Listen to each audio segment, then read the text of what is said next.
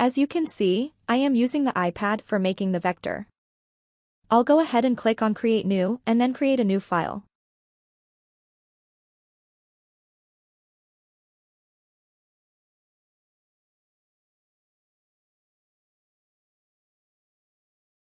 After our file opens up, we will click on this small photo icon and choose a photo. I am choosing this face sketch that I made in my previous video. I will place a link in the description below in case you might want to view it. And now I will open the Layers panel and lock this layer. I will then create a new layer by clicking on the plus sign.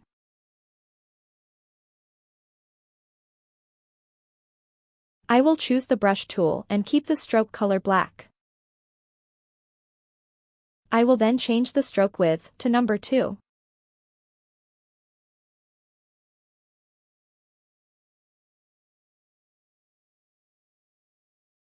And now, I will start by tracing the tulips using the brush tool. It's a bit confusing to manage the properties of the brush, but once you get to know it, you get used to it.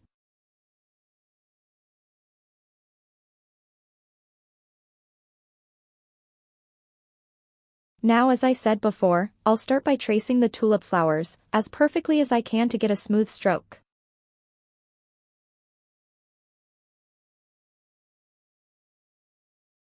And now here is the final result of the traced tulips, and as you can see I have traced the flowers along with the leaves and the vase.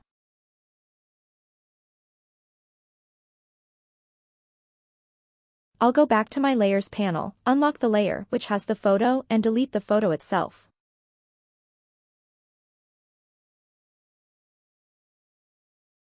And now here is the fun part. Now I'll start coloring the tulips. But before that, I will make sure that my lines are connected or joined to each other in case we have some open spaces.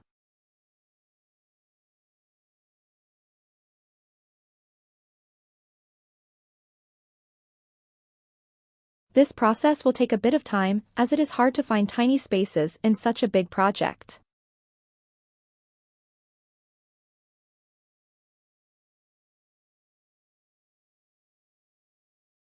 As soon as I zoomed into the traced image, you can see tiny spaces, which means that there are incomplete strokes.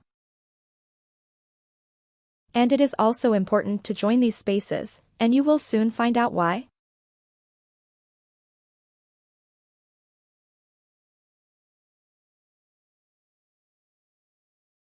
And now I'll start by coloring the vector in the colors that I prefer.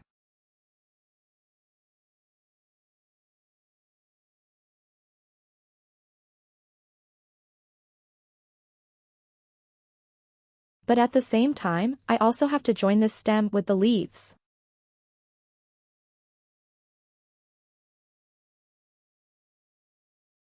And now, I will create a new layer for coloring the vector. But instead of creating the new layer, you could simply start coloring on the first layer, that is, below the vector layer. I will choose the stroke color as none, and the fill color as pink.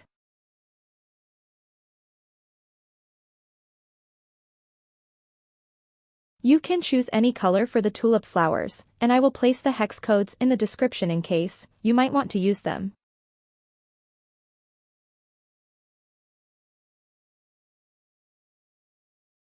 And now, let's start coloring.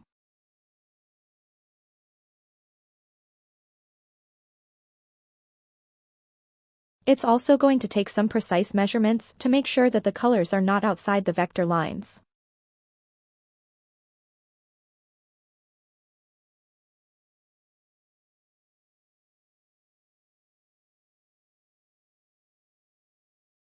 But at the same time, it is going to take a lot of time as there are many components in this project.